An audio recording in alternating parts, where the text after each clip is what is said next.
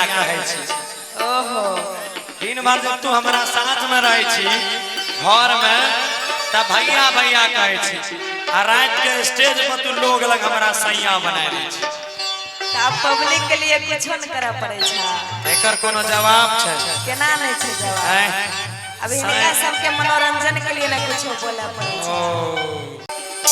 एगो लाइन याद है तोरा ले कि दिने में हमारा कहे छी भैया आधे रात के उसाग बनाबै छी सैया। बाबा तोर बेसी उंगली चले छ नहीं हो कि अरे झूठो के छौरा बदनाम करै छी।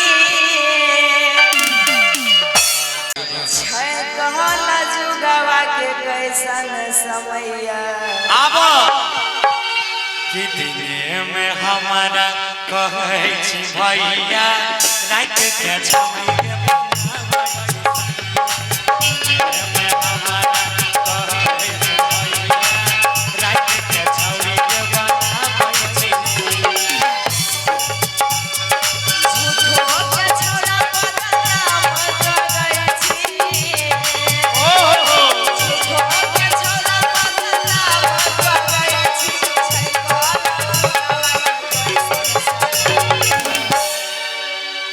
झूठों के छौड़ा बदनाम करे छी आ छै कल जुगवा के कैसन समैया। अब हमरो सुन बोले कि जाने छो बतिया तोहर छोटा की दैया। ओहो ई बात मौसमों का पता छै तू पूछ ली। हर मौसम के छो बतिया तोरे बहिन तोहर छोटा की दैया रात के छौड़ी के बनाबै छी।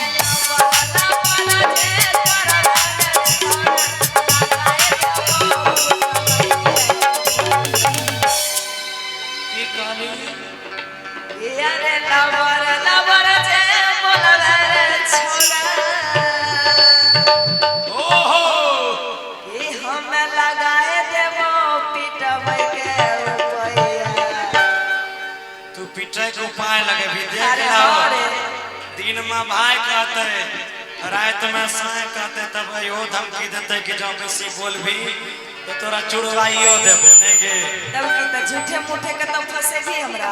हमरो बात सुन ना हमरो बात सुन बोले कि हम लगाई देबो तोहरे पैया।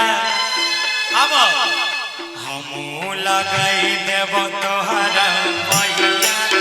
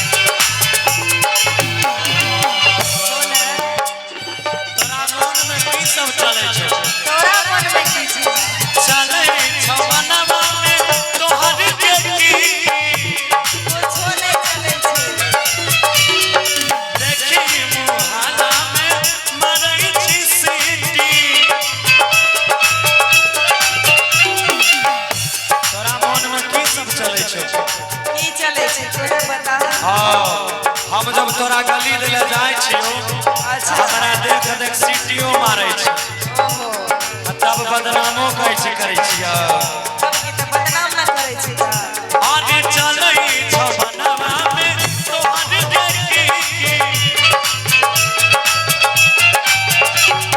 देखी मुहाला में मारै छी सीटी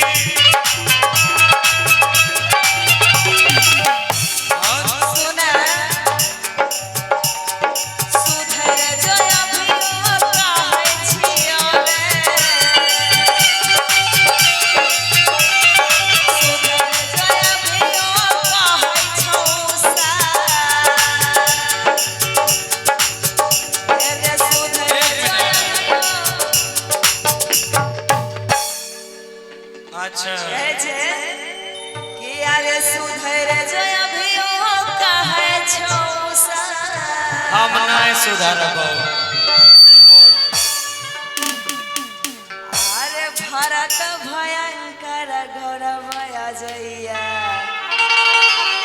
कि दिन में हमारा और कहती हो भैया ओहो रात क्यों सग बनाई छे सैया आप देखो कोई गलत नहीं सोचबो जे यहाँ देख रहा लो आज वीडियो में भी देख रहा लो जरूरी नहीं है कि सैया लोग खाली वह मकसद से बनावे छे हम दोनों कलाकार छे तो स्टेज पर लोग के मनोरंजन ल तोरा सबके मनोरंजन ल सैया बने छे कल कहे कि दिन में हमारा कहै छी